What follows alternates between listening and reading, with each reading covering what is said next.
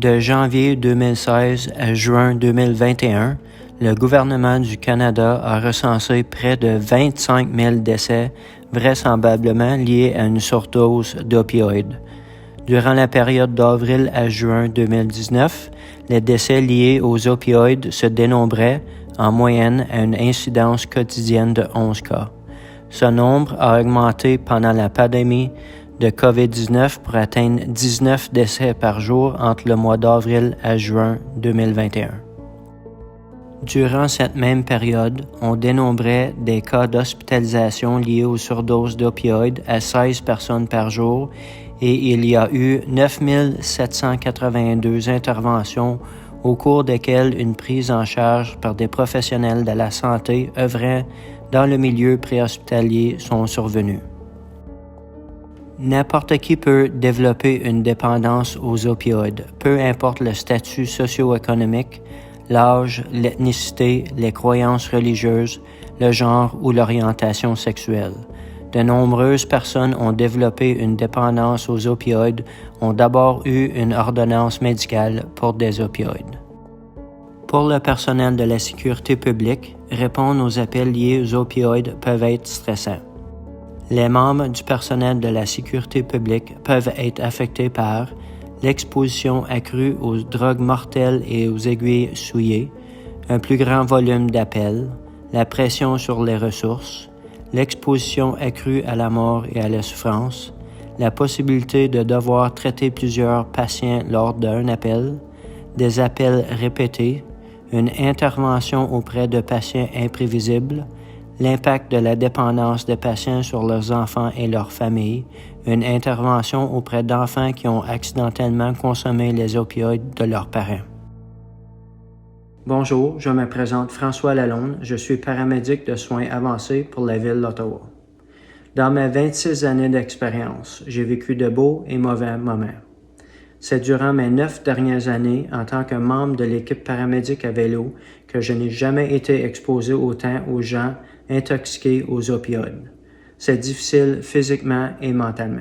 L'ICRTSP m'a donné l'occasion de demander à une clinicienne, Dr. Camille Charbonneau, les questions les plus courantes que j'entends de mes collègues sur la façon de faire face à ce que nous avons vu au travail pendant l'épidémie d'opioïdes. C'est vraiment difficile de continuer à s'occuper de patients qui font des surdoses. Que peut-on faire pour ne plus se sentir vraiment désabusé? Cette déclaration percutante, selon moi, provoque énormément de désarroi et de culpabilité parmi les membres du personnel de la sécurité publique qui sont si motivés par le désir d'aider les autres. Quel dilemme que de vouloir continuer à aider et à servir les autres et d'éprouver de la rancœur envers ceux-là même qu'on tente de servir. Premièrement, il est très important de normaliser la situation et reconnaître que c'est tout à fait naturel d'en avoir assez de se sentir épuisé, particulièrement lorsqu'on fait face à un problème qui ne semble pas s'améliorer. Dans le contexte de la crise des opioïdes, un des principes que nous devrions tous adopter, plus particulièrement les membres du PSP, est de se permettre d'accepter les émotions et les réactions telles qu'elles sont. En fait, en tenant de les repousser, nous perpétuons les sentiments et les expériences difficiles. Par conséquent, une première recommandation serait de se permettre de ressentir ce sentiment ou cette expérience particulière.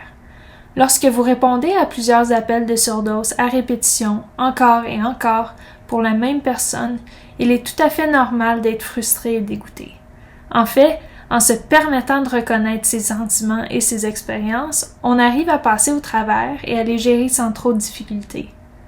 Une autre notion à prendre en considération concerne le thème qu'on examine en engageant cette discussion et qui porte sur les notions de raison et de contrôle. Il faut de la détermination pour motiver ses actions, que ce soit au travail ou dans la vie privée. Alors, comment ne pas en avoir assez et se sentir cynique? Il faut d'abord revisiter les raisons pour lesquelles au départ nous avons choisi ce domaine. Si vous aviez l'intention de servir et d'aider votre communauté au début de votre carrière, c'est un principe directeur que vous devez vous exercer à revisiter de façon continue, surtout lorsque vous devez gérer l'absence de changement chez les patients qui luttent contre une dépendance aux opioïdes.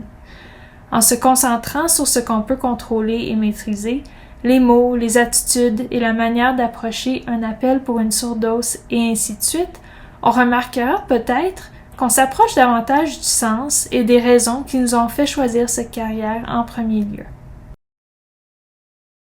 Quoi faire lorsqu'un patient se fâche contre nous parce qu'on a gâché son high? Plusieurs approches sont possibles face à cet enjeu et la réponse devra probablement être évaluée au cas par cas, de jour en jour, étant donné que le jour donné, répondre de manière efficace à ce genre de situation dépendra d'un nombre de facteurs. La recommandation fondamentale est de tenter d'exercer ses fonctions professionnelles avec le plus d'objectivité possible. Plus facile à dire qu'à faire. Il faut surtout pas oublier que la personne qui lutte avec une dépendance aux opioïdes est extrêmement susceptible d'être aux prises avec des sentiments intenses de honte, d'isolement, de regret et de souffrir de traumatisme. Le docteur Gabor Maté suggère qu'au lieu de se demander pourquoi la personne lutte contre une dépendance, on devrait plutôt chercher à savoir quel traumatisme ou quelle douleur émotionnelle ont d'abord mené au développement de la dépendance. En ce sens, en gâchant le high de cette personne, on lui a essentiellement coupé son moyen de gérer sa douleur. Par exemple, si vous aviez besoin de morphine pour gérer la douleur à la suite d'une chirurgie et qu'on vous l'enlevait soudainement, il serait probablement naturel que vous vous fâchiez rapidement. Pour quelqu'un qui lutte contre une dépendance aux opioïdes, c'est sensiblement la même chose, sauf qu'on fait face à une situation dans laquelle la personne essaie d'engourdir une douleur émotionnelle. Donc, autant que possible, quand quelqu'un se fâche contre vous parce que vous avez gâché son high, la stratégie à adopter est de faire preuve de compassion et comprendre que leur colère reflète une blessure intérieure qui n'est pas encore guérie. Souvenez-vous que la colère ne vous concerne pas, même si vous en êtes la cible. En effet, la personne à qui vous avez gâché le high veut désespérément gérer sa douleur physique et émotionnelle et panique probablement en ressentant toute la douleur qui l'atteint. Il faut donc se concentrer à contrôler ce qu'on peut, la meilleure façon d'intervenir auprès de patients qui sont fâchés et bouleversés. Il est important de se rappeler qu'on ne sait tout simplement pas quelle interaction ou quelle expérience marquera le tournant chez quelqu'un qui lutte contre une dépendance. N'oubliez pas que votre capacité d'exprimer la compassion et l'empathie envers une personne dans un moment de colère pourrait grandement influencer les changements qu'elle fera en fin de compte pour gérer différemment sa dépendance. Comment réagir en voyant courir partout les enfants négligés de la personne qui se drogue? Voilà la définition d'une blessure morale. Voir les enfants négligés de parents qui ont une dépendance aux opioïdes courir partout transgresse tout ce qui représente la façon dont une personne devrait se comporter et la manière dont on devrait s'occuper des enfants. Dans cette situation, la première chose à faire est de s'arrêter et de se laisser ressentir la colère et le dégoût, des sentiments normaux dans de telles circonstances. Ensuite, il faut considérer les prochaines étapes nécessaires afin de remédier à la situation, qui, dans le cas d'enfants agités et négligés, serait de contacter les services à l'enfance et à la famille. Une telle circonstance demande manifestement une intervention plus sérieuse et ce n'est pas la responsabilité du membre du PSP d'essayer d'améliorer ni d'aborder la situation. En fait, la responsabilité du membre du PSP est d'impliquer à plus grande échelle les systèmes afin de répondre aux besoins de protection des enfants et d'offrir de l'aide aux parents qui sont de toute évidence bouleversés par leur incapacité de prendre soin de leurs enfants. Dans les circonstances, c'est normal d'être en colère. Par contre, au lieu d'intérioriser sa colère ou de la déverser sur les parents qui luttent avec une dépendance, il est important de s'inspirer de ce que la réponse appropriée devrait être, soit d'appeler la police ou les services de protection de l'enfance et de faire la lumière au sein de la famille sur les circonstances qui sont néfastes autant pour les enfants que pour les parents. En agissant de la sorte, vous envoyez un message clair que ce dont vous avez été témoin est inacceptable et qu'en tant que témoin adulte rationnel et en santé, vous prenez les mesures nécessaires afin de répondre à une situation que vous n'avez pas créée. Après avoir effectué des interventions pratiques, il faut vous donner l'occasion de confier à une personne en qui vous aviez confiance l'impact de ce dont vous avez été témoin. C'est un bon exemple d'un problème pour lequel il n'y a aucune solution évidente ou immédiate. Vous pouvez plutôt réagir de la manière appropriée à votre disposition pour ensuite vous dissocier de la responsabilité à long terme de ces enfants. Par contre, c'est naturel et nécessaire de compter sur une personne de confiance avec qui vous pouvez partager ce que vous ressentez concernant cette expérience. Il peut s'agir d'un père, d'un coéquipier, de l'équipe, d'un thérapeute, d'un conjoint ou de vraiment n'importe qui avec qui vous pouvez baisser la garde et parler honnêtement de l'impact émotionnel d'avoir vécu cette expérience.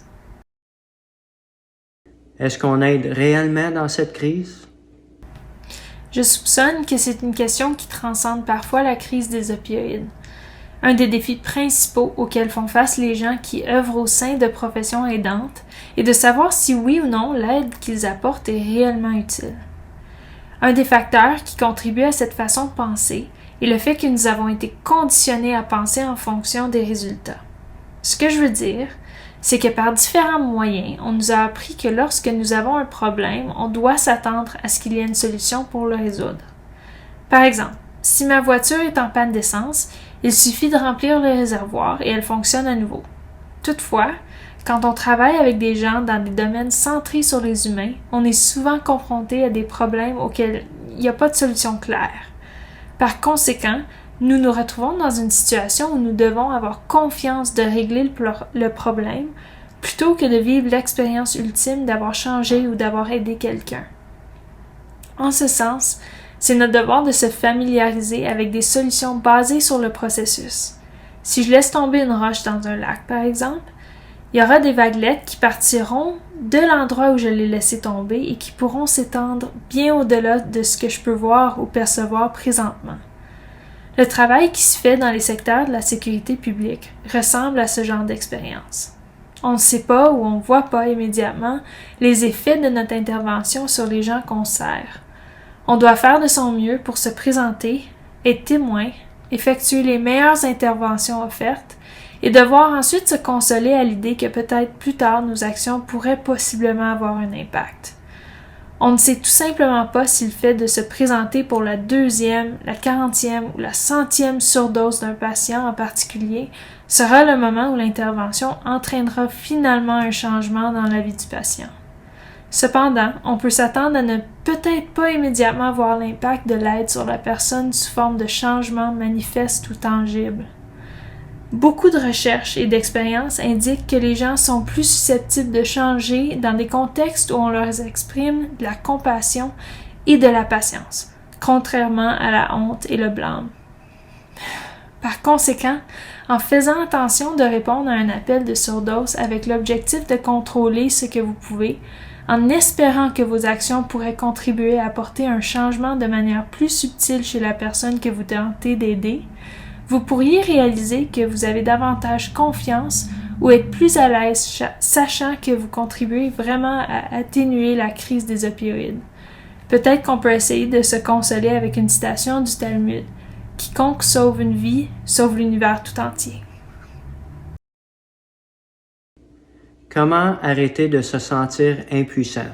Il semble que peu importe combien de fois on sauve un patient, on sera de retour le lendemain ou la semaine suivante pour le sauver de nouveau.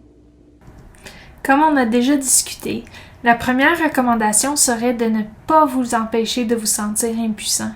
Lorsqu'on fait face à une situation apparemment sans issue, il est tout à fait normal de se sentir impuissant et de devoir retourner encore et encore sauver quelqu'un qui se met constamment en danger et certainement une situation sans issue. Après s'être permis de ressentir ces émotions et de les éprouver comme elles sont, la prochaine recommandation est encore de travailler à dépersonnaliser ce qui se passe dans les circonstances. Même si on vous demande de sauver la même personne encore et encore, il est important de remettre en question la perception que parce que cette personne continue de demander du soutien et n'a pas changé son comportement, alors d'une certaine façon, elle mérite moins de soutien ou d'intervention. Nous comprenons qu'il faut de nombreuses tentatives avant de surmonter une dépendance, particulièrement une dépendance aux opioïdes. Et donc, il se pourrait fort bien que chaque fois que vous vous présentez pour aider la même personne, vous l'aidiez vraiment à se rapprocher d'un changement plus important dans sa vie. Ou peut-être que non.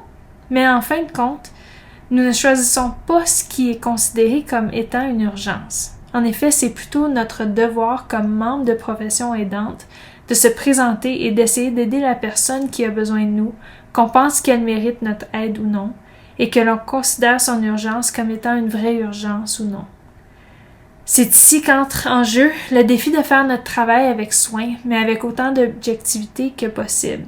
J'aimerais vous encourager à penser à ce que pourrait être le point de vue des patients qui vous voient vous présenter à maintes reprises pour les aider. Bien qu'ils ne semblent pas l'apprécier ou le reconnaître, vous pouvez être assuré en sachant qu'à un certain niveau, les patients sont conscients que c'est toujours vous qui vous présentez et que vous vous présentez semaine après semaine. Imaginez-vous combien cela peut être bouleversant pour quelqu'un, même inconsciemment, de savoir qu'il y a des gens dans le monde qui se préoccupent encore assez d'eux pour se présenter dans la même situation encore et encore. En reprenant l'idée du raisonnement basé sur le processus, on ne sait simplement pas pourquoi le fait que vous vous présentiez encore et encore pourrait mener à un changement chez la personne, assez pour qu'à un certain point, elle réalise que vous ne l'avez pas abandonnée et que peut-être elle devrait repenser à croire en elle-même. Comment justifier l'utilisation des ressources pour ces appels, alors qu'on pourrait répondre à d'autres urgences? Une manière simple de considérer cet enjeu est de vous dire que c'est pas votre responsabilité de justifier le déploiement des ressources. Au cours de ma carrière, en travaillant auprès du PSP, j'ai remarqué que vous avez un sens des responsabilités très développé et que vous placez le service avant tout. Par conséquent, vous avez tendance à assumer des responsabilités qui ne sont pas les vôtres. Je vous encouragerai à réfléchir sur ce point dans le contexte de la crise des opioïdes où vous devez répondre à maintes reprises à des appels pour la même personne qui fait une surdose. Que ce soit la première, la 10e ou la 50e fois que vous soignez cette personne, ce jour-là est dans les circonstances, mais à ce moment, pour elle, il s'agit bien d'une urgence. Ce n'est pas à vous de prendre la responsabilité de déterminer si c'est une bonne utilisation des ressources ou non. En repensant à ce dont on a discuté, ça dépasse ce que vous pouvez contrôler. Dans le contexte de la crise, ce que vous pouvez contrôler, c'est la façon de prendre soin de vous, en vous permettant de ressentir, de reconnaître l'impact que les expériences de surdosage ont sur vous et sur vos émotions. Vous pouvez vous concentrer sur la manière de vous présenter lors de ces appels et chercher à trouver le moyen d'exprimer de l'empathie et de la compassion envers une personne qui lutte contre une dépendance aux opioïdes. Vous pouvez envisager comment vous prenez soin de vous et songer aux personnes sur qui vous comptez pour vous débriefer et obtenir du soutien après avoir répondu à un appel troublant. Vous pouvez aussi faire le bilan des choses sur lesquelles vous avez une influence et celles sur lesquelles vous n'en avez pas. Si votre département a le mandat de répondre aux urgences et que quelqu'un fait une surdose, il s'agit là d'une urgence, que ce soit la première ou la 100e fois que la personne fait une surdose. Tant que vous ferez de votre mieux compte tenu des informations, des ressources et des capacités que vous avez dans une situation donnée, vous accomplissez le travail qu'on vous demande.